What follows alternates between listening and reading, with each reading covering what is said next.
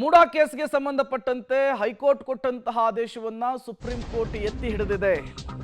Supreme ಆದೇಶದಿಂದ CM ಸಿದ್ದರಾಮಯ್ಯನವರ ಕೈ ಮೇಲಾಗಿರುವಂತಹದ್ದು ರಾಜಕೀಯವಾಗಿ. ಹಗರಣದ ವಿರುದ್ಧ ಬಿಜೆಪಿ ದೊಡ್ಡ ಮಟ್ಟದಲ್ಲಿ ಹೋರಾಟ ಮಾಡಿತ್ತು, ಪಾದಯಾತ್ರೆ ಮಾಡಿತ್ತು, ವಾಗ್ದಾಳಿಯನ್ನು ನಡೆಸಿತ್ತು. ಸಹಜವಾಗಿಯೇ ಇದು ಬಿಜೆಪಿಗರಿಗೆ ಮುಜುಗರವನ್ನು ತಂದಿಟ್ಟಂತೆ ಕಾಣಿಸ್ತಾ ಇದೆ. ಪಾದಯಾತ್ರೆಯನ್ನು ಮಾಡಿ ಪ್ರಚಾರ ಪಡೆದಿದ್ದಂತಹ ಬಿಜೆಪಿಗೆ ಮುಡಾ ಕೇಸ್ನಲ್ಲಿ ಹಿನ್ನಡೆಯಾದಂತೆ ಕಾಣಿಸ್ತಾ ಇದೆ. ಇಡಿ ಎಂಟ್ರಿಯಿಂದ ಬಿಜೆಪಿ ಹೋರಾಟಕ್ಕೆ ಪುಷ್ಟಿ ಸಿಕ್ಕಿತ್ತು. ಈಗ ಇಡಿ ತನಿಖೆಯೂ ಇಲ್ಲ, ಇಡಿ ವಿಚಾರಣೆಯೂ ಇಲ್ಲ.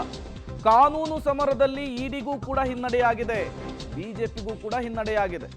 ಆದರೆ ಇನ್ವೆಸ್ಟಿಗೇಷನ್ಗೆ ತಡೆ ಇಲ್ಲ. ಇದೇ ಬಿಜೆಪಿಗೆ ಬಿಗ್ ಬೂಸ್ಟ್. ಇಡಿಗೆ ಹಿನ್ನಡೆಯಾದರೂ ಕೂಡ ಬಿಜೆಪಿಯ ಹೋರಾಟ ಮುಂದುವರಿಕೆಗೆ ಪ್ಲಾನ್ ಆಗಿದೆಯಂತೆ. 14 ಸೈಟುಗಳನ್ನು ವಾಪಸ್ ಕೊಟ್ಟಿದ್ದನ್ನೇ ಬಿಜೆಪಿ ದಾಳ ಮಾಡಿಕೊಳ್ಳೋದಕ್ಕೆ ರೆಡಿಯಾಗಿದೆ. ಸಿದ್ದರಾಮಯ್ಯ ವಿರುದ್ಧ ಹೋರಾಟ ಜಾರಿಯಲ್ಲಿಡೋದಕ್ಕೆ ಬಿಜೆಪಿಗರು ನಿರ್ಧರಿಸಿದ್ದಾರೆ ಅನ್ನೋದು ಗೊತ್ತಾಗ್ತಾ ಇದೆ.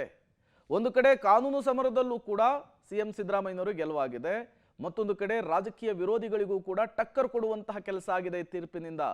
ಒಂದೇ ಕಲ್ಲಿಗೆ ಸಿಎಂ ಸಿದ್ದರಾಮಯ್ಯನವರು 2 ಹಕ್ಕಿಯನ್ನು ಹೊಡೆದಿದ್ದಾರೆ. ಬಟ್ ಬಿಜೆಪಿಗರು ಈ ಮುಡಾ ಕೇಸ್ ವಿಚಾರವನ್ನ ಇಲ್ಲಿಗೆ ಬಿಡೋ ಹಂಗೆ ಕಾಣಿಸ್ತಾ ಇಲ್ಲ.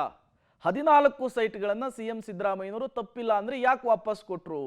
ಇದೇ ಅಂಶವನ್ನ ಇಟ್ಕೊಂಡು ರಾಜ್ಯ ಸರ್ಕಾರದ ವಿರುದ್ಧ ಮುಗಿಬೀಳೋದಕ್ಕೆ, ಸಿಎಂ ಸಿದ್ದರಾಮಯ್ಯನವರ ವಿರುದ್ಧ ಮುಗಿಬೀಳೋದಕ್ಕೆ ನಿರ್ಧರಿಸಿದ್ದಾರೆ, ಪ್ಲಾನ್ ಅನ್ನು ಮಾಡ್ಕೊಂಡಿದ್ದಾರೆ ಅನ್ನೋದು ಗೊತ್ತಾಗ್ತಾ ಇದೆ.